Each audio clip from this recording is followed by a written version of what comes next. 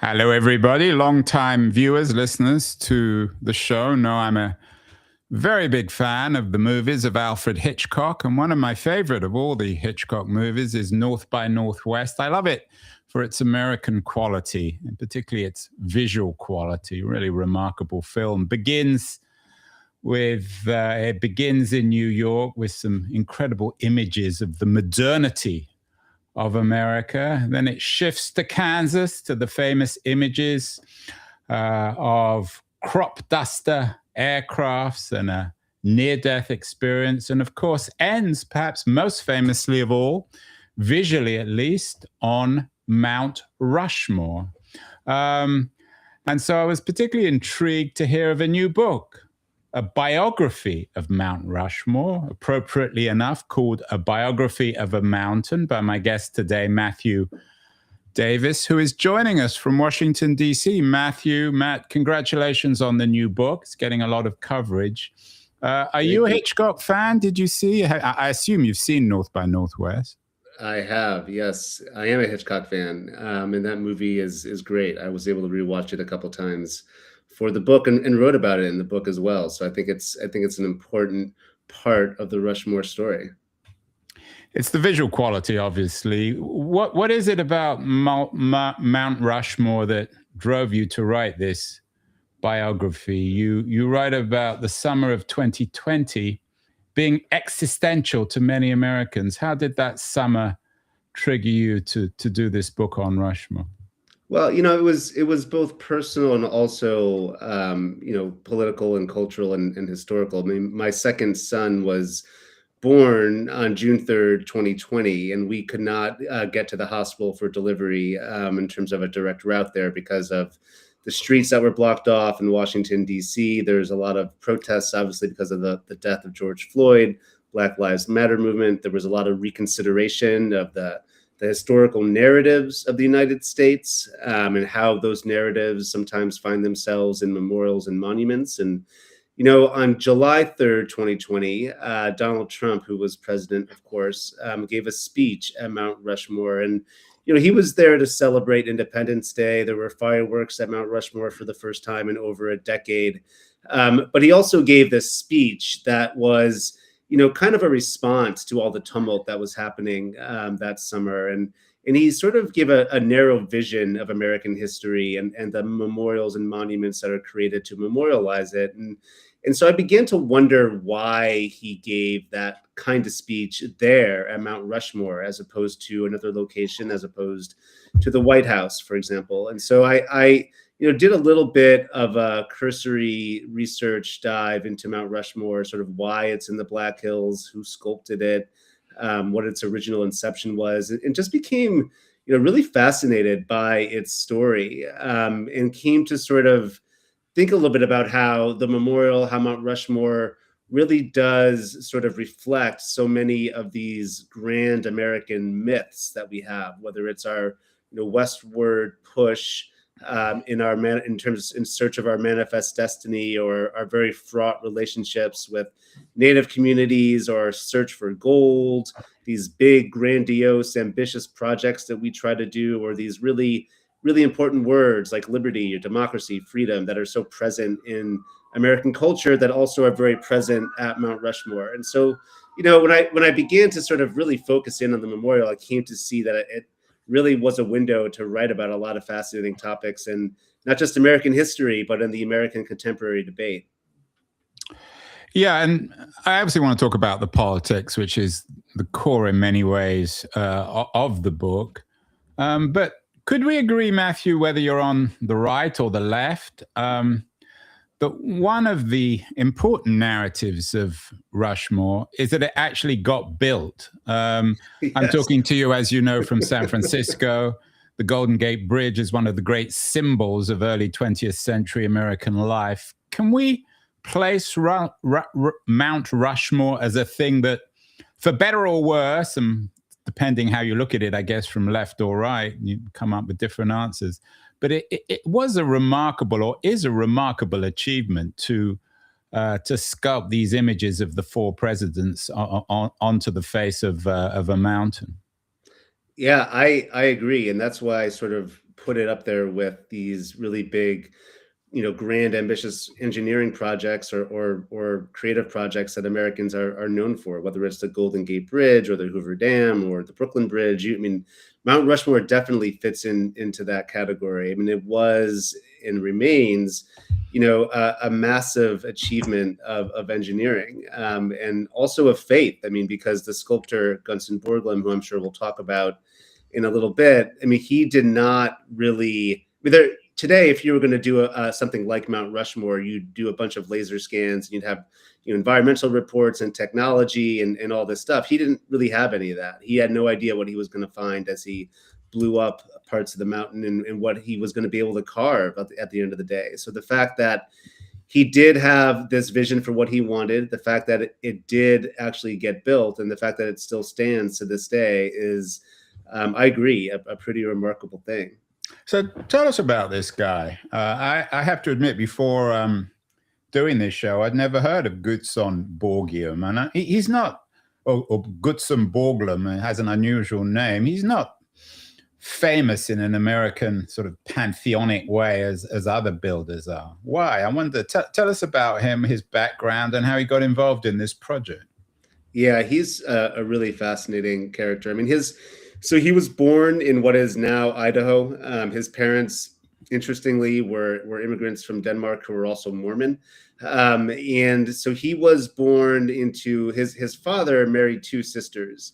And Borglum was the son of the younger sister. And as the family moved further east for work, their polygamy and their Mormonism became more problematic. And at a certain point in young Gutzon Borglum's life, their arrangement was no longer legal, nor was it tenable. And so his birth mom was forced to leave the family at a very tender age when Gutzon was about 4 or 5 years old, and never saw her again. And so he was raised mostly in the middle American West, sort of self-taught as an artist. Got to Los Angeles in the 1880s and trained more formally as an artist, achieved some success. Eventually was encouraged to go to Europe and study and learn there. So he did so, spent about a decade off and on in Europe. And that was a transformative experience for him because of his appreciation and relationship with the French sculptor Auguste Rodin. He was never really a formal student of Rodin's, but he admired his artistic genius and his iconoclasm a great deal, and sort of saw in Rodin a model of who he wanted to be. And so, he had left for Europe more as a painter, but came back from Europe more as a sculptor, and sort of devoted the rest of his life to doing sculpture. And initially, as that time period in the United States is interesting because there's a lot of monumental sculpture that's going on. That's how a lot of artists made a living. And that's how Gunther began to make a living as well. And, his brother was also a sculptor, a man named Solon Borglum, and many believe that Solon was actually the better artist of the two. But Borglum's sort of involvement in these massive monuments that were built out of mountains as opposed to out of material really began with Stone Mountain, the Confederate memorial just outside of Atlanta, Georgia. In the summer of 1915, he was asked to go to Atlanta to check out this mountain and consider whether a portrait of Robert E. Lee could be carved into Stone Mountain. And Borglum thought that this idea was great, but really too limiting, and wanted to expand on the idea. And he was hired. He became the original sculptor of the Stone Mountain Confederate Memorial. And just months after he was down there, the Ku Klux Klan was reborn on Stone Mountain. And so from that moment on, the KKK and the Stone Mountain Memorial Project were very who paid, intertwined. Matt? Who paid for the Stone Mountain project? Was it a state-sponsored initiative?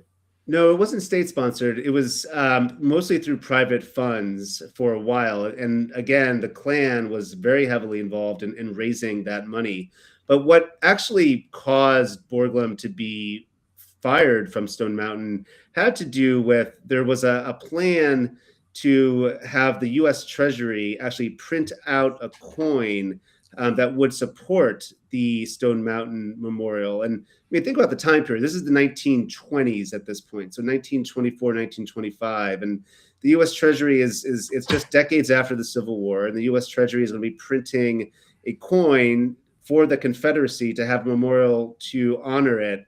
And what happened was there was a dispute over how to use that money. The Stone Mountain Memorial Association, which was largely made up of Klan members, wanted to use that money to fund itself.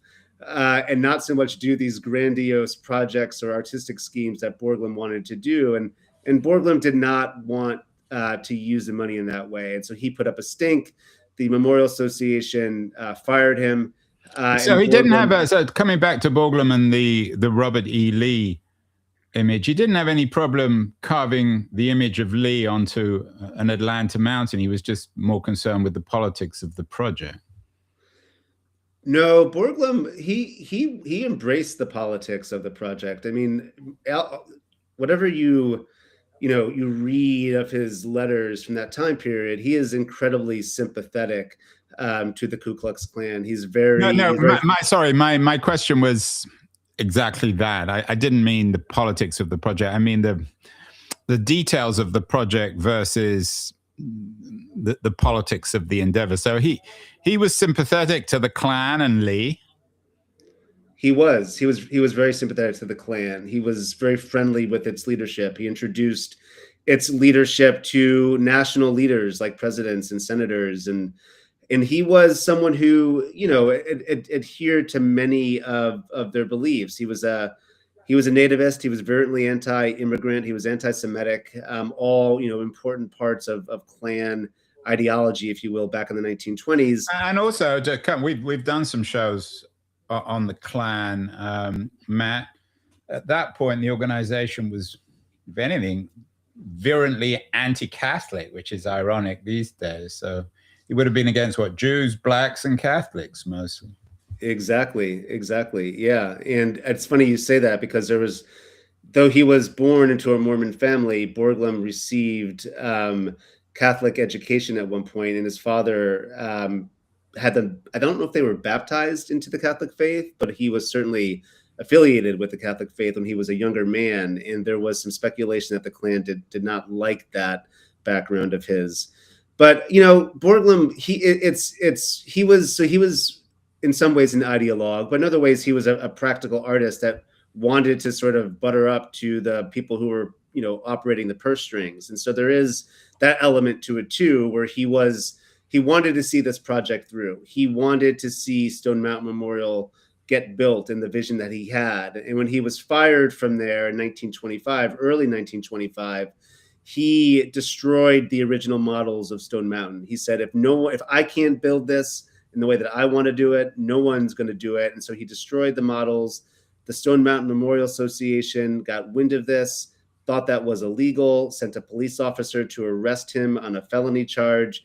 And there's this great scene, Andrew, where Borglum is literally escaping in the night in the Georgia woods, being chased by police officers. Sounds like a Hitchcock movie. Sounds like North by Northwest. Right, exactly. Except that I don't think he was quite as good looking, Borglum. He had a better mustache. But I mean, are there many people that are better looking than Cary Grant? No, especially since Cary Grant's from London. And Cary Grant looked particularly good in that movie. He was particularly tanned. Dashing, I think is he dashed more than any other time in his life. He's dashing on every level. I mean, dashing around the country. Dashing on Mount Rushmore. Yeah, the aesthetic element here, Matt. The idea, did Borglum and the ideas he brought back from Europe in terms of carving his images literally into nature, did he think of America as literally and metaphorically, of course, as a kind of canvas? That's a great question. He saw America. I mean, if you think of canvas as like a blank canvas, we often associate with sort of this unfettered possibility. And from that standpoint, yes, I mean, he was a big advocate of trying to create a kind of American art that was not related to what was going on in Europe. And so from that standpoint, Rushmore and Stone Mountain represented, this other way of approaching monumental art. And I think, there are not many examples of works of art that are actually carved into nature in the way that Rushmore or that Stone Mountain are. And so, clearly he had this idea that he wanted to explore, with regards to sculpture, with regards, to monumenture. And he was also very political. I mean, he was a political animal, and he wanted, both at Stone Mountain and in Mount Rushmore, he wanted both, but especially Rushmore, to reflect, what he thought was the apotheosis of Western civilization, which was the American political system. So how did he get? I mean, I assume he got the train from Atlanta to Dakota, but how did he get from one project to the other? One sounds not very well. One wasn't successful. He got chased by the police. How did he actually end up doing the Rushmore project? Did someone come to him, or did he? Yeah, no, he was. So this is my favorite part of the Rushmore story, because the idea for Mount Rushmore doesn't originate with Borglum. It doesn't originate with the federal government. It originates from sort of a dusty state historian in South Dakota named Doane Robinson, who was in many ways a Renaissance man. But in the 1920s, he was deeply concerned with the state of South Dakota's economy. The economy had tanked following World War I, when commodities prices really decreased. And so Doane Robinson was looking for a way to diversify the economy, and he came upon an idea to build sculptures into the Black Hills of South Dakota to attract car tourists that were then driving around the region. And his initial idea was to carve figures that were representative of the American West. So we're talking about Red Cloud, Sacagawea, Lewis and Clark, Custer. And he first asked this one Chicago-based artist named Laredo Taft to do the project. But when Taft declined, he began to look for other artists, and he knew of Borglum's work at Stone Mountain. And so he asked Borglum if he'd be willing to do it. And at that time, Borglum was still working at Stone Mountain. This is 1924. And, Borglum was fired in 1925, in February 1925. And literally 6 months later, he's on top of Mount Rushmore, dedicating the memorial for the first time. And so in many ways, Rushmore kind of offered salvation for Borglum, because it offered him another opportunity to do something as grandiose that he had tried to do at Stone Mountain. So he was invited to go there. He was asked to do it. He signed on to it. But as soon as he signed on to it, he sort of changed Robinson's idea that was, much more economic centric. And Rushmore is very economic centric today. It's an important part to Western South Dakota's economy.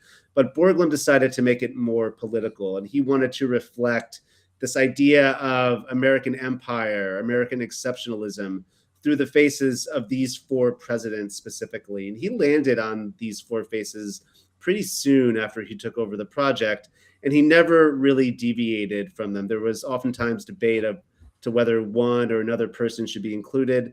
But for Borglum, these were the four, and these are the four, obviously. But were they the ones who originally planned? I mean, was there a lot of debate about who should be up there, either in Dakota itself or nationally? When Borglum began the project, it was. And you might remind everyone, Matt, who's up there. Not everybody even knows. Yeah, so it's George Washington, Thomas Jefferson, Abraham Lincoln, and Theodore Roosevelt. And obviously from left to right, it's Washington, Jefferson, Roosevelt, and Lincoln. And Roosevelt has a wonderful mustache. I mean, presumably if it had been done 10 years later, his cousin would have got up there too, although one wonders, I guess, given Borglum's politics.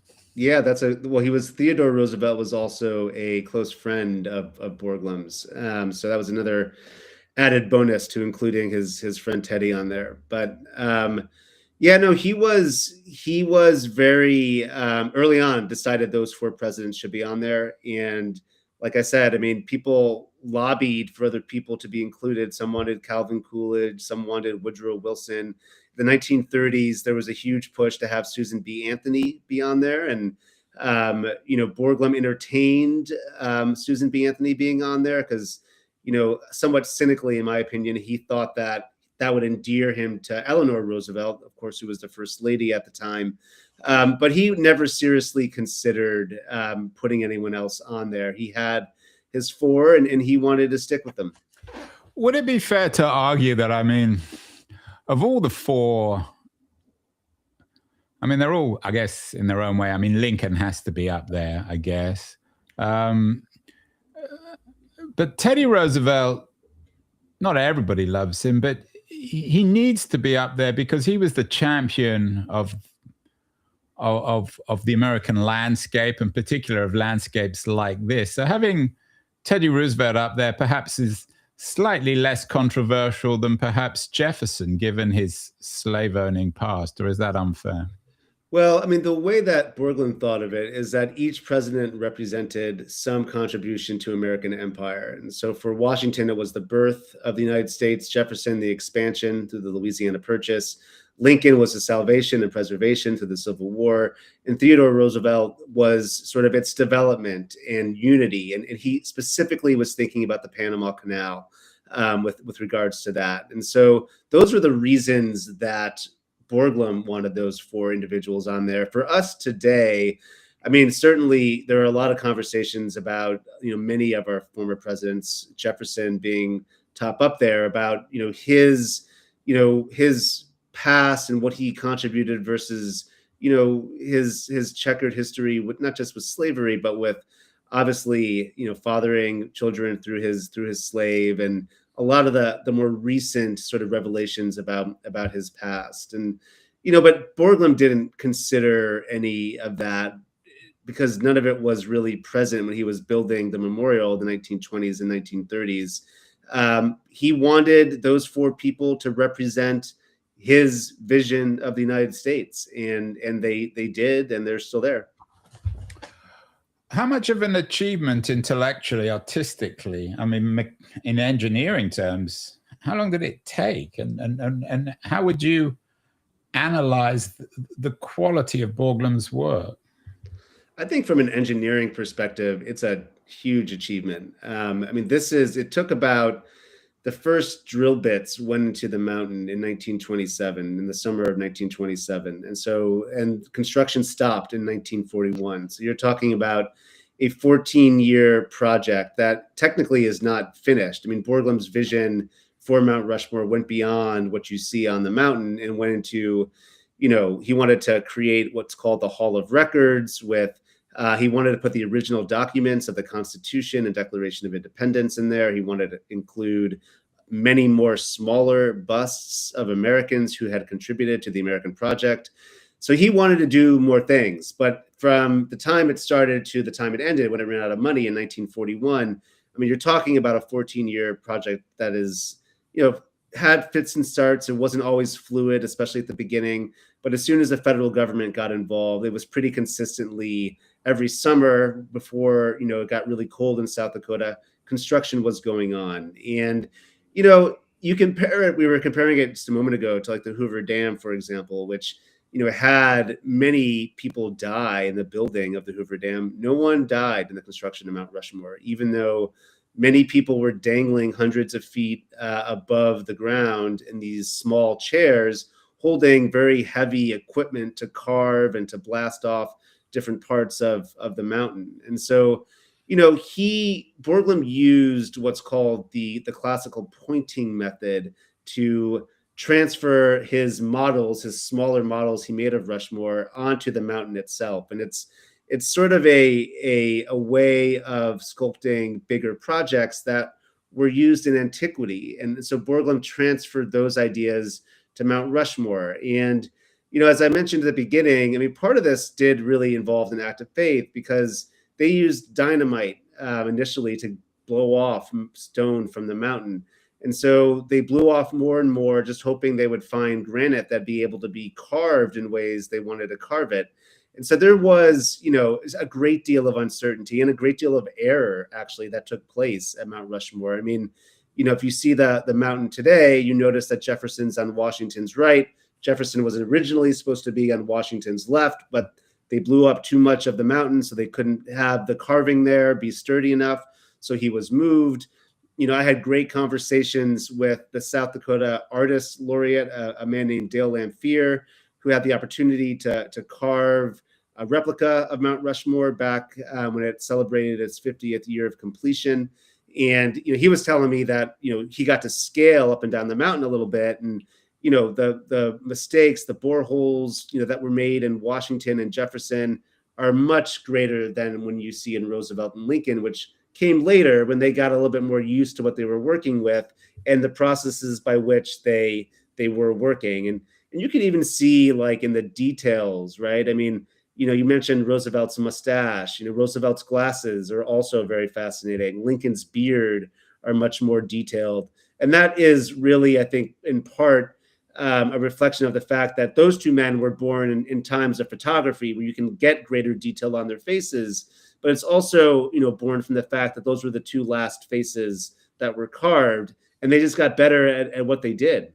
Yeah, I mean, it's sometimes the reverse with these kind of projects. If they run out of money, then the last portraits are less well done. How much of the story got on the got covered or noticed by the president? I mean, did FDR champion this project?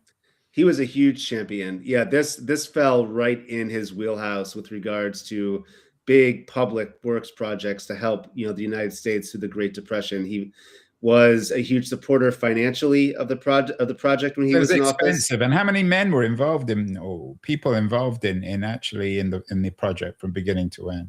There were about 400 workers that worked at Mount Rushmore, all told. And from today's perspective, it was not that expensive. It was about $1 million that was spent to build Mount Rushmore, which at the time was expensive, but to us, does not really sound like a ton of money. But FDR visited the memorial. He dedicated, I believe it was Abraham Lincoln, who he dedicated onto the mountain. And so, he was a big supporter of it, in part because his cousin was on there, but was going to be on there.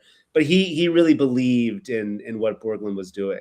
I mean, you've obviously given this project a great deal of thought. You bring your own politics to this, but in overall terms, should we consider it a triumph?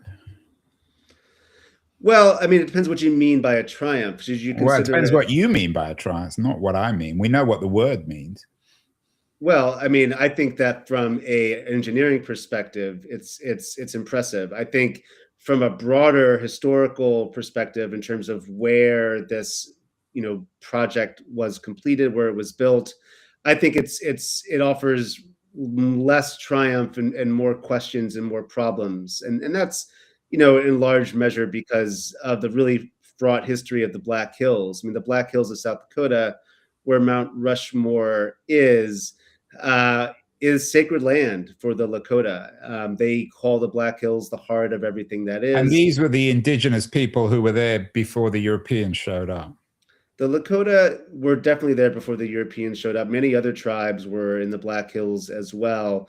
The Lakota is the tribe most closely associated with Mount Rushmore in large measure because of the Treaty of Fort Laramie of 1868, which the United States signed with the Lakota, that gave the Lakota a lot of territory in the western United States, including what is today all of western South Dakota, which includes the Black Hills, which includes where Mount Rushmore is today. And so, and that treaty, no sooner than was it signed than it was broken. I mean, it was signed in 1868, and 1874, Custer's leading a military expedition through the Black Hills and finds gold there, which sets off the gold rush in the Black Hills, which leads to the desire to have a lot of Native Americans put on federally run reservations, which leads to the military expeditions in the American West, which leads to the Battle of Little Bighorn and the Battle of Greasy Grass, which Native Americans call it, which is really the impetus when Custer dies and his 7th Cavalry is defeated. That is the impetus for the United States to break the treaty and take over the Black Hills. And, that breakage it's incredibly traumatic for many Lakota, both today and, of course, historically. And it's also a breakage that the Supreme Court of the United States has upheld as illegal. And in 1980, the Supreme Court ordered the United States to pay $102 million to the Lakota for the illegal seizure of the Black Hills. And the Lakota refused that money because they want the land back. And so that money has accrued to over about $1 billion right now, but the Lakota still refuse it because they would like to have that area back for them. Well, at the time, Matt, did the Lakota fight vocally, aggressively against the creation of these carved images in the hills? There was not a ton of vocal opposition, but I think two things. One, that's to be somewhat expected given the circumstances that many Lakota were living in at the time. But I think, the other part of that is that there was actually a great deal of opposition, but it was being handled through legal cases. So Doane Robinson, excuse me, had the idea of Rushmore in 1923, 1924. It's first dedicated in 1925. Construction starts in 1927. Well, in 1923, the Lakota are beginning to enter into the American court system cases demanding they don't necessarily want the land back, but they want compensation for the land. So that's happening right at this same time. Is there, in your view, a kind of an element of vandalism about this project? When I've driven across America, and certainly there's something remarkable about the Badlands, which of course haven't been turned into a canvas for the American empire. Should it have just been left alone? Would we have been better without these images, Matt? I think we would be, yeah. One of the things I do in my book is I sort of distinguish between monuments and memorials devoted to patriotism and, where those monuments are. And so I'm not opposed to having places in the United States where we as Americans can feel pride in our country, or these surges of patriotism that I think are important. I don't know if they should be in the Black Hills of South Dakota, carved literally into the faces of mountains that are sacred for the Lakota, a people that, have very much suffered at the hands of the United States. And that's why so many, and the Lakota and Native Americans are not monolithic. There's a lot of different opinions within all these communities, but that's why many people, view Mount Rushmore as a piece of vandalism or as sort of representation of genocide or white supremacy or manifest destiny in ways. Is that taking it a bit far though? I mean, even our friend Borglum, I mean, he wasn't the nicest of guys, but he wasn't genocidal, was he? No, they're not talking about Borglum. They're talking about a policy. I mean, Borglum's monument, his memorial, if you look at it from the lens of representing American empire and manifest destiny and westward expansion, in that sense, it did result in the death of millions of Native peoples across the United States. And specifically the Black Hills, there was, not just the taking of the land, but you had the massacre of Wounded Knee that took place not too far from Mount Rushmore. You had, the other theft of land on reservations from Native Americans by Americans. You had Native American children being put in residential boarding schools. All of that's happening under the shadow of Mount Rushmore. And so I think, that's why many people get upset that it's there. Yeah, I mean, I'm not a MAGA person, Matt, as you can probably imagine, but if we had a MAGA person on the show, they might say, well, this was a remarkable achievement of America in the 1920s and 1930s.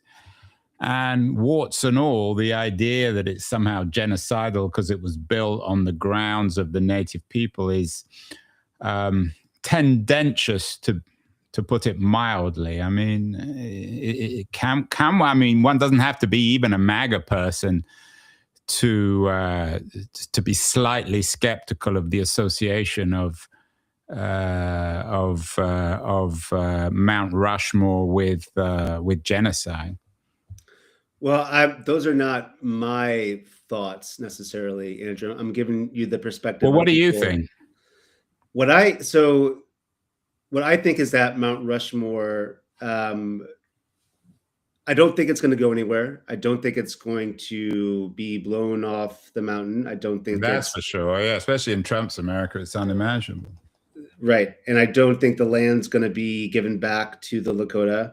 I think Mount Rushmore actually has a really great opportunity to tell a very complicated story about the Black Hills and about how the memorial came there, about who the sculptor was. Well, that's what all your book's done, right? That's the whole point of a biography of a mountain. That is the whole point of it in many ways. I mean, I think what you've seen at Mount Rushmore over the past 20, 25 years is a beginning evolution to sort of tell a broader story of the Black Hills of South Dakota and how Mount Rushmore came to be there, how the memorial came to be there. And I think that's a story that could be expanded even further than what is there now. And that's something that I think would be important to tell. I mean, you know, these sort of ideas are ones that the first Native American superintendent of Mount Rushmore, a man named Gerard Baker, who started working there in 2004, these were ideas that he had, and he was the person largely responsible for expanding the stories at Rushmore.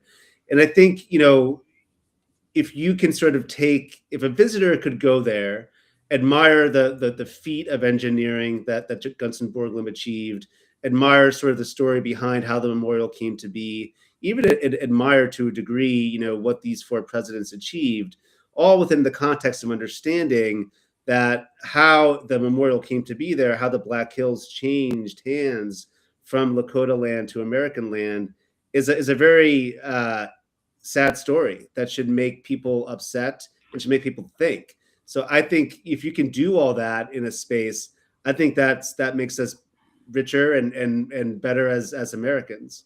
Finally, what about the environmental story? There's a great deal of conservational debate about this project, and even the current fauna and flora of the monument. What should or what does it tell us about the American land in 2020s, particularly in the context, of course, of the MAGA or Trump's rejection, even the idea of national parks, in a sense? Yeah, well, I mean, the Black Hills are a beautiful area. They are home, as you said, to all kinds of flora and fauna. I think from an environmental perspective, I mean, one of the things that is a big debate at Mount Rushmore today is fireworks. Fireworks were, you know, used for many summers to celebrate the 4th of July. But what people soon learned is that the environmental degradation around Mount Rushmore was pretty significant, not just in terms of toxins getting into drinking water at Rushmore, but also, you know, these carcasses of fireworks that are littered around the Black Hills. So in one sense, you know, Rushmore stopped those fireworks, and that's an act of conservation. The Trump administration wants to bring those back potentially. I think there's also, as you said, the larger idea of what purpose a national park serves. There's been a lot made of Trump's executive order in March, sort of limiting the kind of information that is at national parks that, in his words, disparage Americans. So what does that mean exactly? What stories are told at national parks?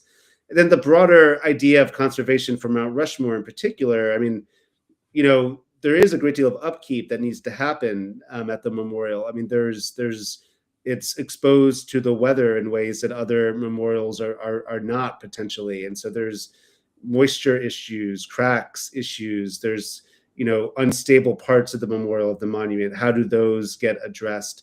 You know, I don't know where that factors into Trump's vision of national parks, but I think one of the things that was obviously the launching off point for my book, and one of the things that's still important today, is that question. I mean, what what stories are we telling at these national spaces? And is there a way that you can tell a complicated story, or is there something that's just not going to be allowed anymore in this current administration? And finally, is the Pantheon shut, Matt? I mean, you could argue maybe Obama should be up there. If one day there'll be a female president, that she should be up there. FDR, maybe take Jefferson down, or is this done now? Do we just have these 4 images on Rushmore that will never change? Most geologists tell you that there is no space on Mount Rushmore for another face. However, earlier this year in 2025, there was legislation introduced to include President Trump on Mount Rushmore, and that legislation. I'm guessing you wouldn't be particularly keen on that one, Matt. Well, I don't think that anyone should be put on Mount Rushmore. I think it should stay as it is. I think there's been enough work done on Rushmore for its life. Yeah, I mean, I don't think that President Trump should be on Mount Rushmore. But I think there is no space for him there at this moment, and that doesn't mean that Trump has decided. What about the little space between Teddy and Lincoln? Couldn't he squeeze in there? He's got a little face. Do you think that Donald Trump would like being a smaller face than all the others on that mountain? I'm not going to speak as Donald Trump, but better late than never, better something than nothing, I'm guessing. But I hope he doesn't appear. Although who knows, in the America of late 2025, 2026, stranger things have happened. That is true. That is very true. Well, Matt, congratulations on the book. It's really a remarkable achievement, not quite as remarkable as the achievement of Gutzon Borglum, who built these 4 presidential images on Mount Rushmore, but nonetheless an achievement. America, once upon a time, stuff got done. We did a show with Mark Dunkelman, Why Nothing Works. There was a time in American history where something worked, and one example of that was the achievements on Mount Rushmore. So thank you so much, Matt, and best of luck. Next year in London. I know you're moving further away from Mount Rushmore, so I hope you have a happy and healthy 2026. Thank you.